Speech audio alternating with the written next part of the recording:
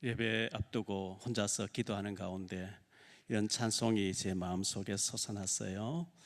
비둘기같이 온유한 은혜의 성령 오셔서 거친 맘 어루만지사 위로와 평화 주소서. 예배드릴 때 성령님이 오셔서 우리의 상처를 어루만져 주시는 은혜가 있게 되기를 예수 이름으로 축복합니다. 오늘 3부 예배에는 아주 은혜로우신 권사님이 오셔서 우리에게 은혜의 간증을 들려주실 것입니다만 은혜 받으시기를 바라고요. 광고 하나 드리면 11월 첫째 주부터 2부 예배 마치고 12시에 마치겠죠. 마치고 바로 이어서 제자 메시지를 하겠습니다. 예수님께 승천하실 때 무리를 삼아라 하지 않고 무리가 되라 하지 않고 제자를 삼아라 했는데 내가 제자가 되어야 되고 내가 만나진 사람에게 제자 훈련시킬 수 있는 메시지이기 때문에 굉장히 중요하다고 생각되어지고 길게 하지 않겠습니다. 짧게 할 텐데 메시지를 받으시고 그것을 가지고 여러분들이 제자를 삼는 일에 쓰임받는, 현장에서 쓰임받는 그런 역사가 있게 되기를 바랍니다. 이롬생식 하시는 황성주 박사님, 목사님이죠. 이분이 예전에 제게 책을 하나 선물하셨는데 예수님 짤이 이런 제목의 책이었어요. 우리가 싸구려 물건은 한 번 쓰고 버리는데 우리는 예수님이 대신 죽어주실 만큼 비싼 사람이라는 겁니다. 할렐루야. 옆에 사람 한번 인사하세요. 당신은 비싼 사람입니다. 비싼 사람 옆에 앉게 돼서 영광입니다. 다시 한번 하세요. 나도 엄청나게 비싼 사람입니다. 예수님이 대신 죽어주실 만큼 비싼 사람인 줄 믿습니다. 예수님 이후에 주 354년에 태어나서 430년에 죽었던 75년을 살았던 어거스틴이라는 사람이 있습니다. 이 사람이 방탕하게 살다가 그 어머니의 기도로 회심을 하고 주님께 돌아와서 성 어거스틴이라고 하는 유명한 사람이 됐죠. 초대교회 교부로서 너무나 영향을 많이 끼친 어거스틴에게 제자가 물었습니다. 선생님, 기독교에 제일 가는 덕목이 무엇입니까? 하니까 어거스틴이 말하기를 겸손이다. 둘째는요, 둘째도 겸손이다. 셋째는요, 셋째도 겸손이다. 이렇게 말했어요. 여러분에게 질문을 한다고 하면 우리 기독교에 제일 가는 덕목이 뭡니까 하면 어떤 사람 겸손이라 하는 사람도 있을 테고 어떤 사람 믿음이 제일이야. 믿음 없으면 하나님 기쁘시게 못해. 믿음을 얘기하는 사람도 있을 테고 소망을 얘기하는 사람도 있을 거예요. 그런데 성경적으로 사랑이 제일 중요한 줄 믿습니다. 고린도전서 13장 1절로 7절 말씀에 보면 내가 사람의 방언과 천사의 말을 할지라도 사랑이 없으면 소리나는 구리와 울리는 꽹과리가 되고 내가 예언하는 능력이 있어 모든 비밀과 모든 지식을 알고 또 산을 옮길 만한 모든 믿음이 있을지라도 사랑이 없으면 내가 아무것도 아니요 내게 있는 모든 것으로 구제하고 또 내 몸을 불사르게 내줄지라도 사랑이 없으면 내게 아무 유익이 없느니라. 사랑은 오래 참고 사랑은 온유하며 시기하지 아니하며 사랑은 자랑하지 아니하며 교만하지 아니하며 무례히 행하지 아니하며 자기의 유익을 구하지 아니하며 성내지 아니하며 악한 것을 생각하지 아니하며 불의를 기뻐하지 아니하며 진리와 함께 기뻐하고 모든 것을 참으며 모든 것을 믿으며 모든 것을 바라며 모든 것을 견디느니라. 사랑이 없으면 아무것도 아니래요. 내가 가진 것 모든 것을 다 주님께 헌금하고 빛을 내서 헌금하고 내 몸을 불사르게 내준다 할지라도 사랑이 없으면 아무것도 아니라는 거예요. 사랑은 오래 참고 사랑은 온유하며 시기하지 아니하며 성내지 아니하며 교만하지 아니하며 이렇게 무례하게 행하지 아니한다. 특히 부부 사이에 무례하게 하면 안 돼요. 왜? 예수님을 모시고 있는 귀한 분이거든요. 남편이니까 아내니까 아니에요. 내 어머니에게는 마음대로 해도 아닙니다. 부모에게 자식의 마음대로 아닙니다. 사랑은 무례하게 행하지 아니하며 온유하고 겸손하며 사랑이 제일인 줄 믿습니다. 혹시 내가 내 아내에게, 내 남편에게, 내 자식에게, 내 부모에게, 내 가까이 가족에게 무례하게 행하지 않았는지 돌아보시기를 바라고요. 제게도 많은 사탄의 공격이 있거든요. 막 화나게 하고 연락이 만들고 막 폭파할 정도로 막 이렇게 힘들게 할 때가, 그런 얘기 들릴 때가 많이 있어요. 막 성질날 때가 있죠. 그때마다 제 마음속에 늘 제가 혼자서 중얼거리면서 속삭이는 얘기가 있어요. 주제 파악해라. 야, 박용배, 너 주제 파악해. 예, 주님 알겠습니다. 너 시골 촌뜨기잖아. 너 지금까지 온 게 네 힘으로 왔어? 아니요.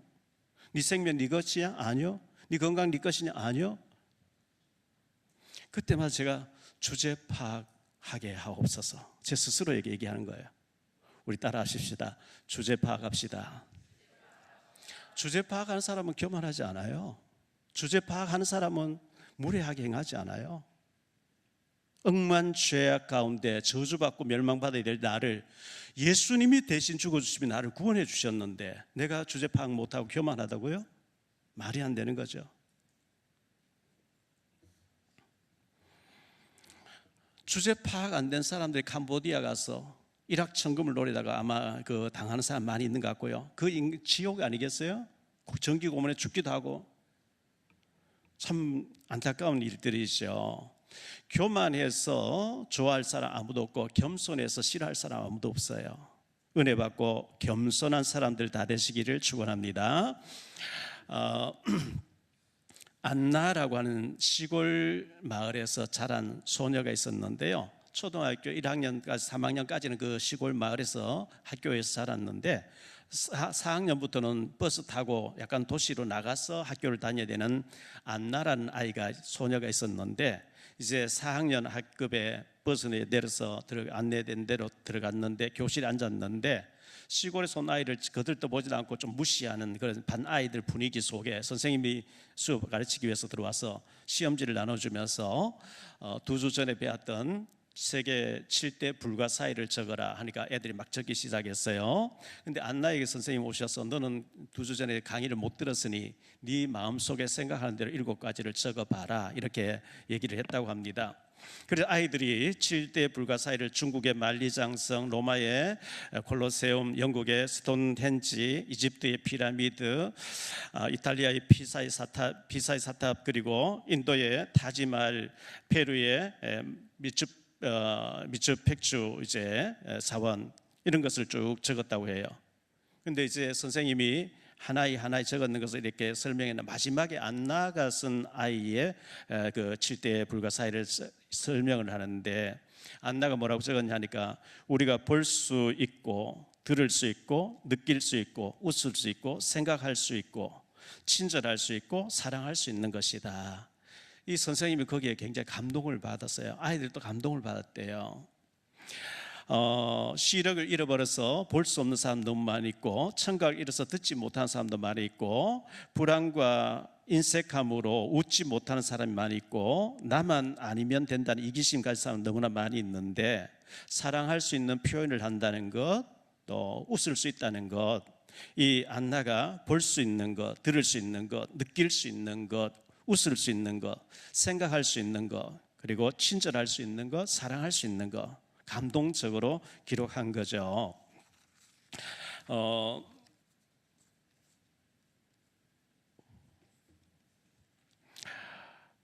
역사학자들의 말에 의하면 우리나라가 과거에 연구를 해보면 5년마다 한 번씩 강대국이 와서 훑고 지나갔대요.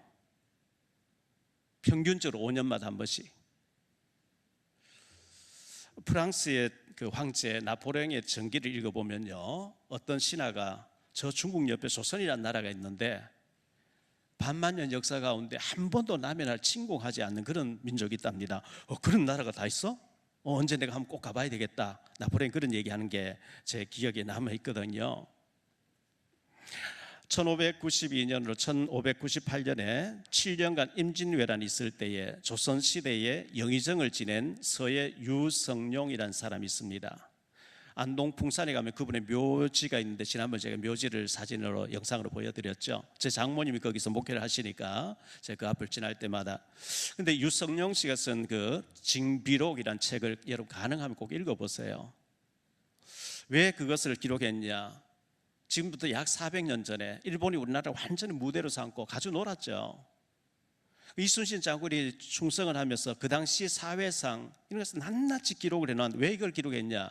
후대에게 참고가 되라고.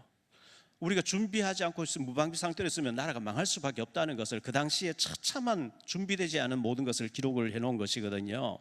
영국 킴스 칼리지 런던에서 국제관계학을 가르치는 라몬 파체코 파르도 교수님이 계시는데, 얼마 전에 이런 신문에 이런 기사들이 참 많이 나는 것을 제가 보게 되는데요.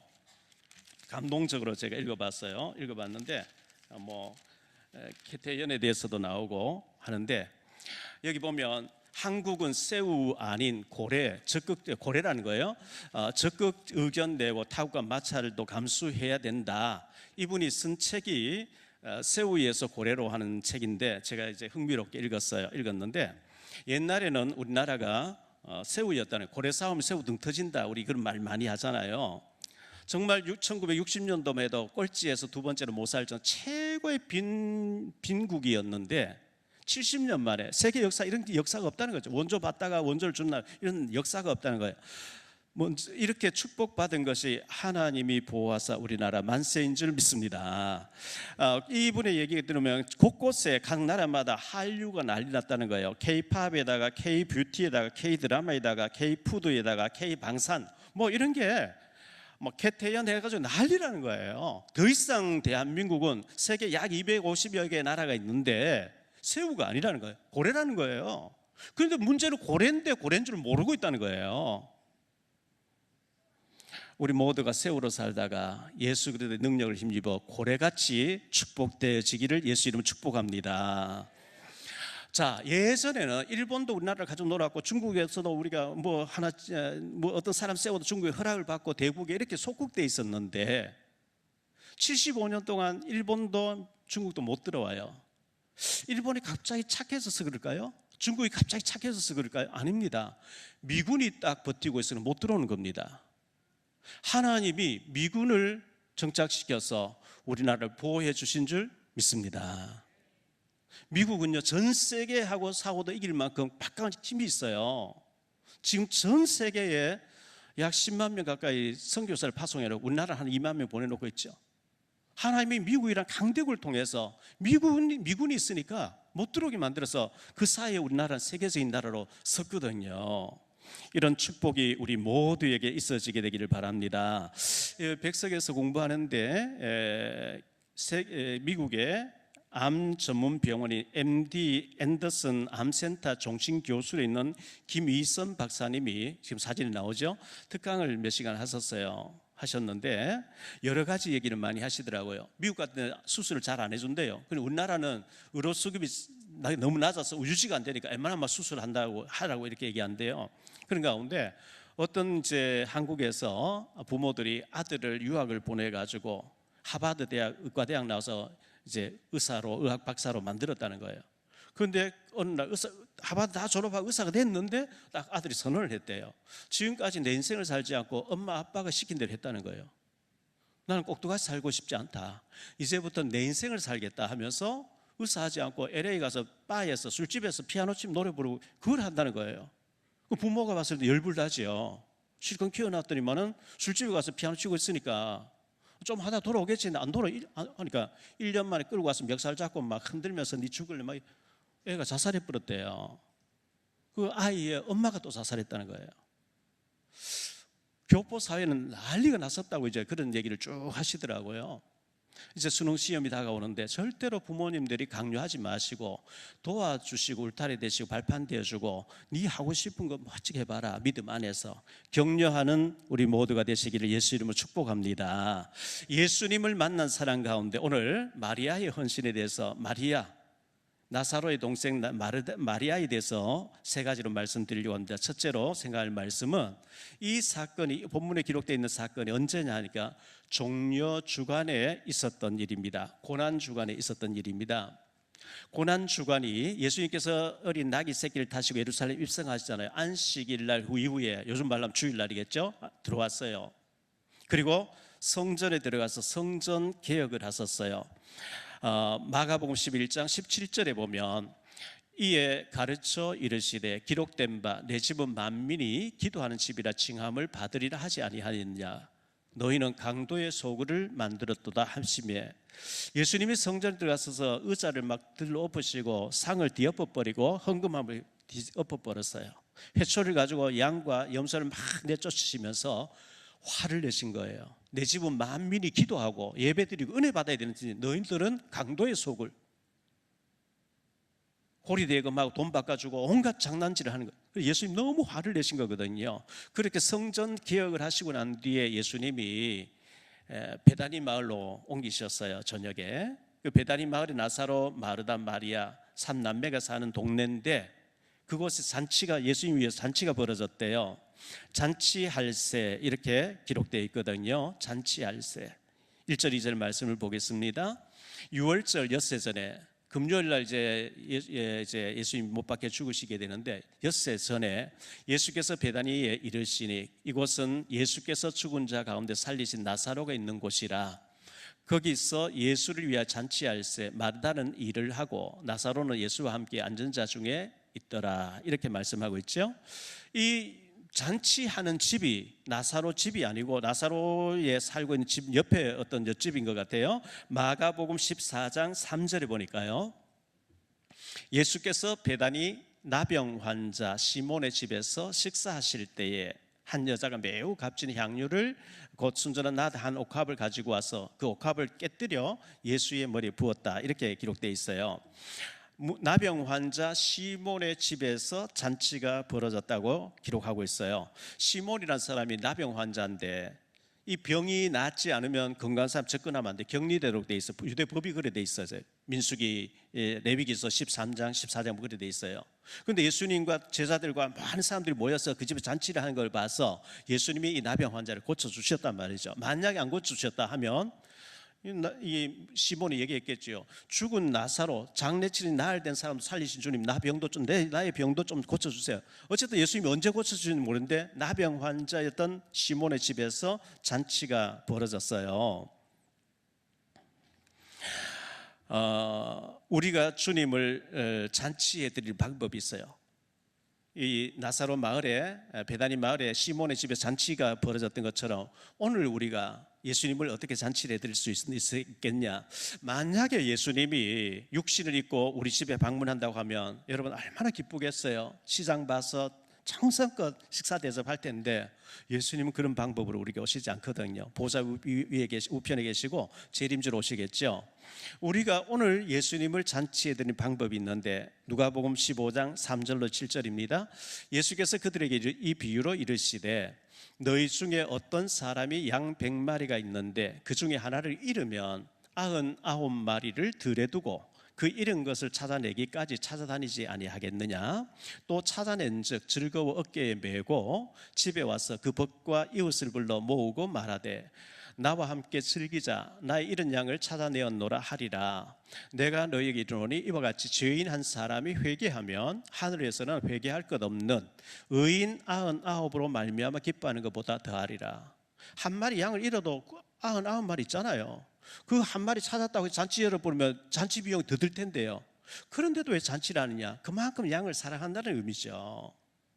죄인 한 사람을 우리가 회개시키고 실족해 있는 한 사람을 우리가 회복시키면은 그 잔치를, 천국에서 잔치가 벌어진다고 이렇게 말씀하고 있는 거거든요. 그래서 우리가 예수님을 잔치해드린 방법이 전도에서 주간 영혼을 복음을 전해서 하나님 자녀가 되게 하는 것, 예배를 회복하게 하는 것이라고 기억하면 되겠습니다. 두 번째로 생각할 말씀은 마리아의 헌신인데요. 마리아가 그 잔치집에서 헌신하는 장면이 소개되고 있어요. 은혜 받았던 마리아거든요.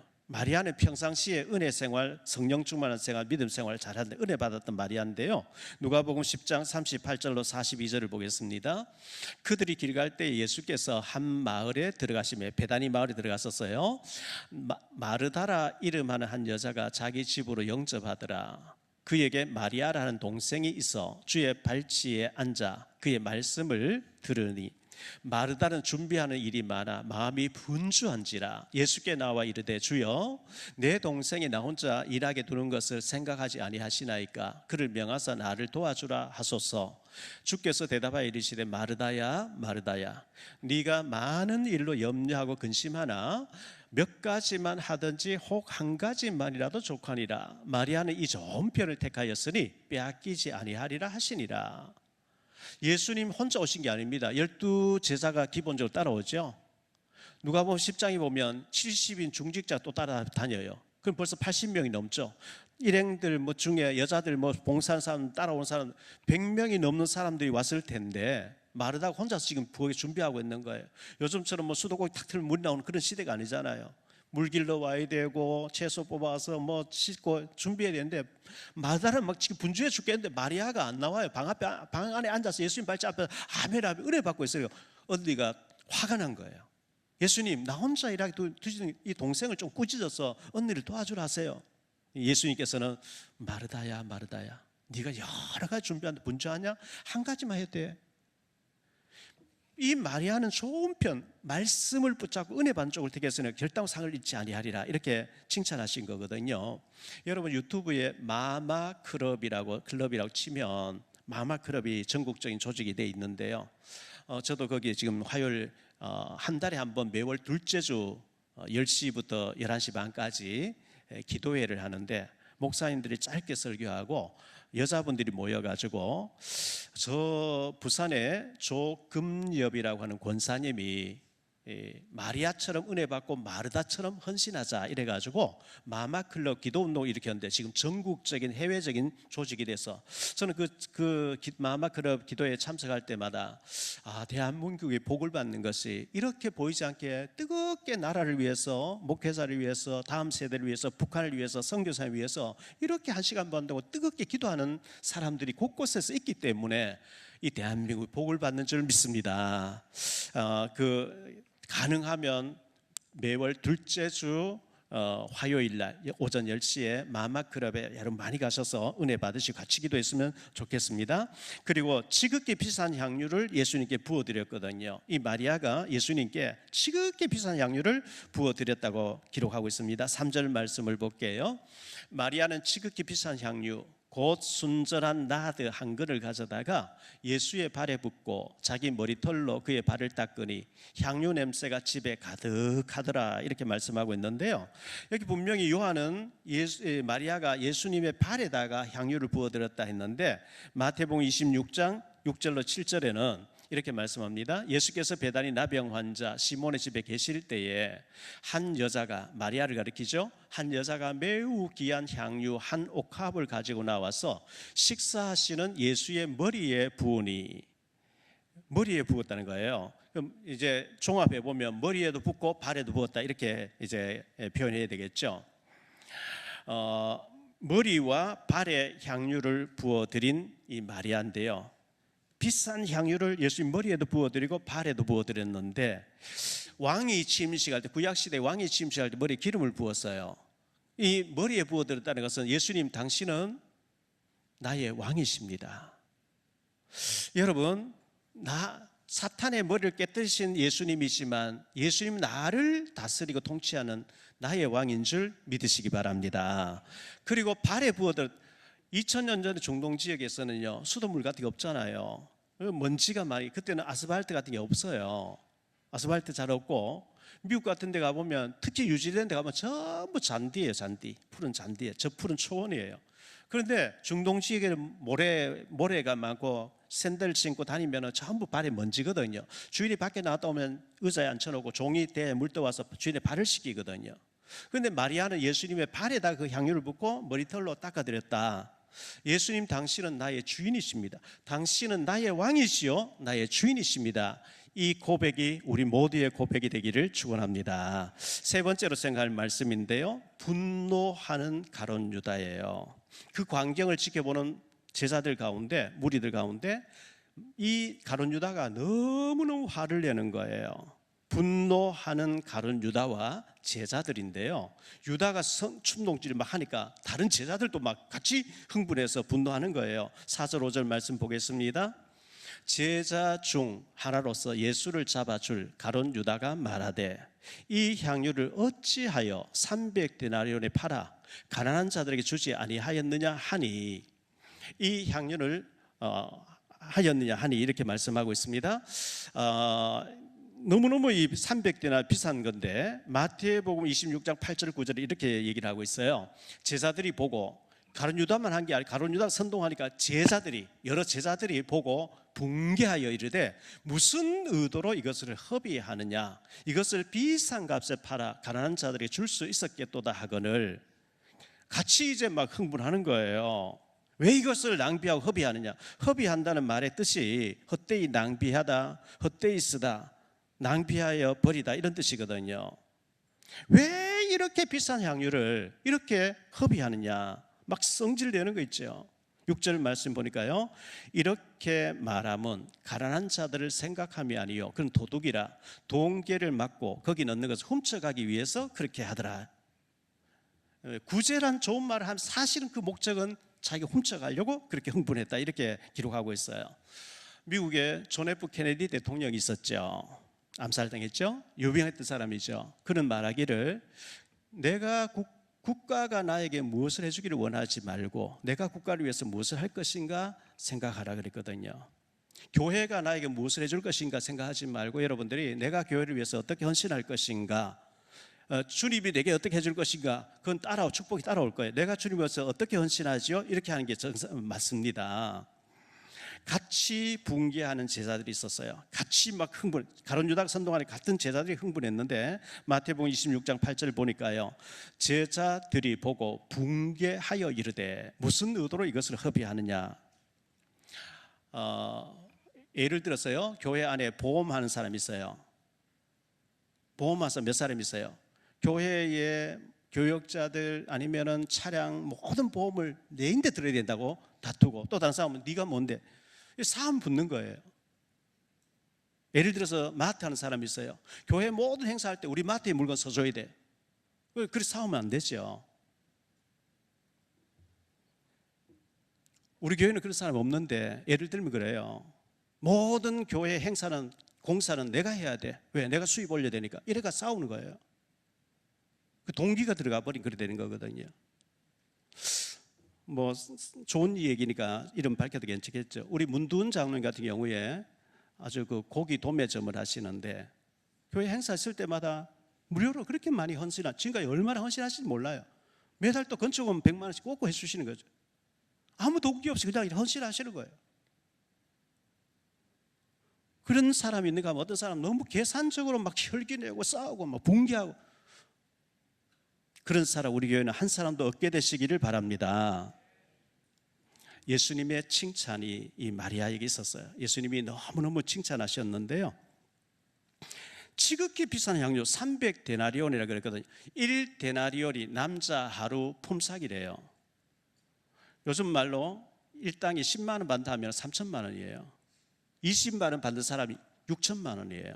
한 5, 6천쯤 되는 것을 어디 이렇게 덩그렇게 남겨놓고 계속 볼 수 있으면 몰라도 잠깐 향기가 나고 없어져 버린 것이 향유인데, 지극히 비싼 향유를 가져오니까, 옥합에 가져오니까 제자들이 벌써 얼마짜리 다 알고, 이 300데나 팔 수 있는 거 왜 이렇게 부어버리고 낭비하고 허비하느냐고 화를 낸 거거든요. 마태복음 26장 10절로 13절을 다시 보겠습니다. 예수께서 하시고 그들에게 이르시되 너희가 어찌하여 이 여자를 괴롭게 하느냐. 그가 내게 좋은 일을 하였느니라. 가난한 자들은 항상 너희와 함께 있거니와 나는 항상 함께 있지 아니하리라.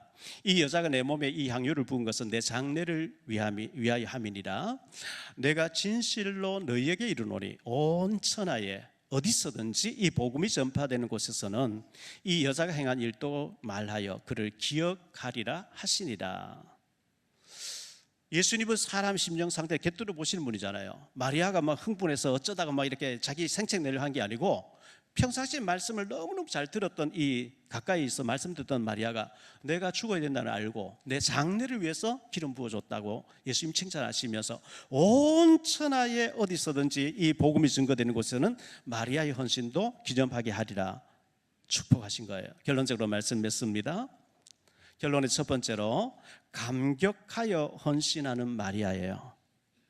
마리아는 너무 감사해서 매주 보면요, 아침에 우리 집사님들 몇 분이 오셔서 밀대로 막 구석구석 닦고 이렇게 7시 때 나오셔서 이렇게 헌신하시는 오늘 또 보면서 참 귀한 분들이다 이렇게 생각한 거예요.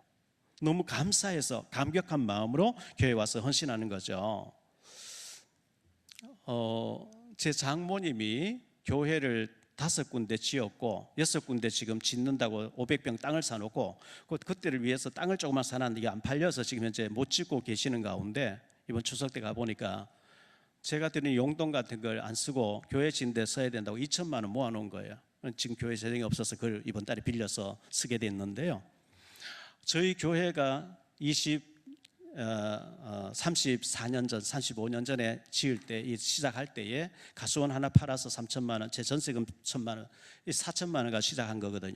이 교회당도 장인 장모 때문에 지어서 쓰니까 교회를 7군데 세운 셈이 되는 거죠. 모든 것을 교회를 위해 다 헌신하는 제 장인어른이었고 장모님이었어요. 마태복음 6장 21절에 보면 너의 보물이 있는 그곳에는 네 마음도 있느니라. 여러분, 여러분의 보물을 가장 귀한 데 헌신해서 마리아처럼 축복받으시길 바랍니다. 결론의 두 번째 보니까 선동하고 허비한다고 붕괴하는 가룟 유다가 있어요. 가난한 자들에게 구제해야지 왜 이것을 허비하느냐고 막 붕괴하는 거 있죠. 막 충동질하는 거 있죠. 역대하 26장 19절에 보면요, 우시야가 손으로 향로를 잡고 분향하려 하다가 화를 내니 그가 제사장들의 화를 낼 때에 여호와의 전안 향단 곁 제사장들 앞에서 그의 이마에 나병이 생긴지라. 교회에는 주님이 주인 되시고 예배를 받으시는 거예요. 여기서 우리가 붕괴한다? 굉장히 위험한 거예요. 시편 4편 4절에 보니까요, 너희는 떨며 범죄하지 말지어다. 자리에 누워 심중에 말하고 잠잠할지어다. 에레미야 애가 3장 28절에 보니까요, 혼자 앉아서 잠잠할 것은 주께서 그것을 그에게 매우 썼습니다. 하박국서 2장 20절이에요.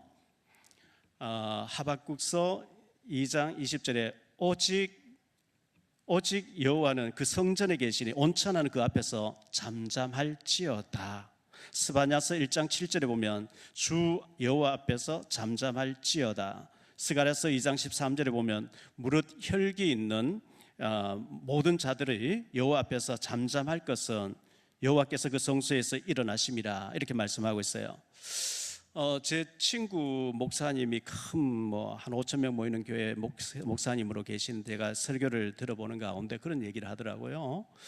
동창 목사님 교회 설교를 하러 갔는데 또 동창이 아는 사람이 이렇게 이런 일이 있었다고 동창 얘기를 하면서 당회를 하는데 너무 이제 장로님들이 이제 목사님을 이제 힘들게 하니까 당회하러 갈 때 우황 청심환을 먹고 들어간대요. 근데 이제 사모님 보고 오늘 당회에 있으니까 기도해달라 하고 갔는데 저녁 때도 안 들어오니까 사모님 전화해도 안 들어오니까 무슨 일이 있나 싶어 집에 사무실 와보니까 쓰러져 피를 토하고 죽었더라는 거예요. 우리가 그렇게 살 필요 있을까요? 목사 장로 사이 그렇게 할 필요 있을까요? 서로 아끼고 사랑하고 위해서 기도해야 될 줄로 믿습니다. 세 번째로 생각할 말씀은 마리아가 받은 축복입니다. 마태복음 26장 13절에 내가 진실로 너에게 이르노니 온 천하에 어디서든지 이 복음이 전파되는 곳에는 이 여자가 행한 마리아가 행한 일도 말하여 그를 기억하게 하리라 하시니라. 최고의 축복받은 사람이죠. 최고의 헌신한 거죠. 본문에는 두 종류의 사람이 나오죠. 가룟 유다, 비난하고 훔쳐가고, 그러면 겉으로는 막 구제 얘기하는, 아주 구원 못 받은 사람이죠. 마리아는 예수님을 너무 사랑하기 때문에 옥합을 깨뜨려 버렸다. 이 말은 아끼지 않고 부어드렸다는 거죠. 그런데 너무나 축복받는 장면이 소개되겠어요. 우리가 이 예수님께 정말 감사하고 감격하면서 마리아처럼 헌신하고 쓰임받는 축복이 우리에게 있어지게 되기를 예수님 이름으로 축복합니다. 기도합니다. 주님 감사합니다. 오늘 거룩하고 복된 주일날 예수님을 만난 사람 가운데 마리아의 헌신에 대해서 들었습니다. 오빠를 살려주시 너무 감사했고, 너무너무 예수님 은혜 감사해서 아낌없이 헌신했던 마리아, 우리들도 이 마리아같이 주님을 사랑하고 헌신할 수 있는 은혜를 주옵소서. 주 예수 그리스도 이름으로 축복하며 기도하옵나이다. 아멘.